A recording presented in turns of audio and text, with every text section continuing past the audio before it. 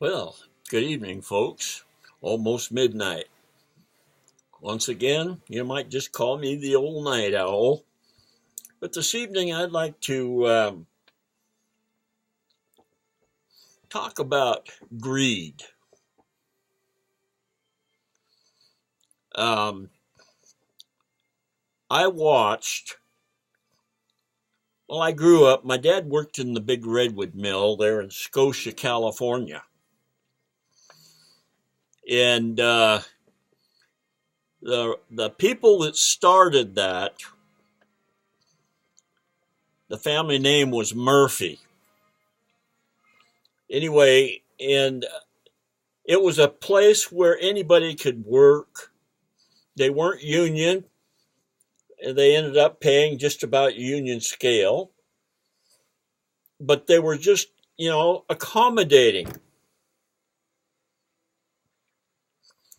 And it was a good, solid place to work. It was a family place. There were a lot of family work there. I mean, I had uncles and aunts and cousins, and, I worked there, and even my son worked there once. I mean, and they had enough timber that they had bought the redwoods area where they could have, they had enough timber where they could just keep going indefinitely with the regrowth and all that. But somehow they lost control of it. Somebody got a higher, over 50%. I forget what the percentages were now, but this one guy, and I can't think of his name right now, and I don't need to worry about names anyway, but a greedy. In the online marketing, we call them gurus because all they can think about is getting money out of you and making money for themselves. They could care less whether you ever made any money or not.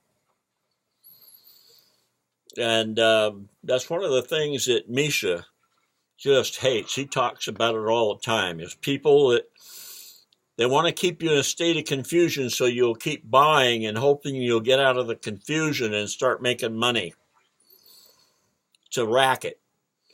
But anyway, this guy, and I worked there in the 90s, he had gotten control of it, and he was just raping the lands, just cleaning out the timber, selling it overseas, selling it everywhere, besides cutting it, keeping it to keep the company going. All he wanted was money. They ended up ruining the retirement for a lot of people. A lot of people had to quit, and they gave them, such and such and this and that, and it was just going downhill for a decade or more until, now there's hardly anything there. I mean, I remember hauling it thinking, I was pastoring and driving log truck at the time in the 90s there. And I was just thinking to myself, man, this guy's just, there's not going to be anything left here pretty soon. And it should be going strong today. But no, somebody was greedy. All he could think of him was himself. I mean, that area was flourishing with that mill there. I mean, he didn't just put down the mill, he put down the economy in the area too when he did that. And I think those are the kind of things that I just hate, is greed.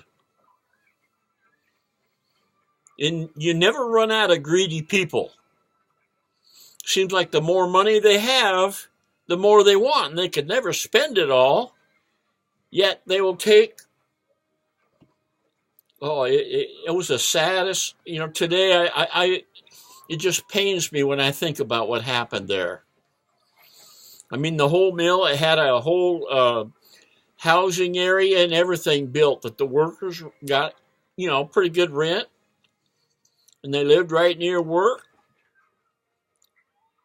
It was just a cool place. I remember when I was a kid, every Christmas, all the kids of the employees got a really nice gift from the mill. We got a jar of butterballs or other kind of candy, whatever kind of candy you wanted. You got a jar about that tall of butterballs and about that big around. I used to like the butterballs. And I remember I got one of these road graders. It must have been 18 inches long, a great big old road grader. Pretty expensive. I got that. And then, one year I got this army truck. I mean, there were so many good things that we got there. We all look forward to Christmas every year, going over there and getting the line to get your presents. It was just a wonderful place. Everybody loved working in that place. My dad worked there 18 years from the time we moved to California, and then he, bought out a janitorial business where he'd been working part-time to raise us kids. But think of the economy and all of the people that have been affected by one man and his greed. There was more to it than that. I heard some of these people in the office up there were right in there with him. And some of them, I really liked. And they were good friends of mine. But greed, it is terrible. And that's what I like about where I'm at in the super affiliate network, because there's no greed. Misha's not greedy. He's got enough. He talks about, that people that get something free are the ones that don't do anything with it. That's why he charges a little bit to get started. He says their statistics show that people that pay $30, $40 instead of $1 to get started are more successful and follow it through than somebody that don't have anything invested. Now, $30 or $40 isn't much anyway. I did the 39 something, I think, when I started. But anyway, I just wanted to share that with you tonight, because greed. It's okay to want money.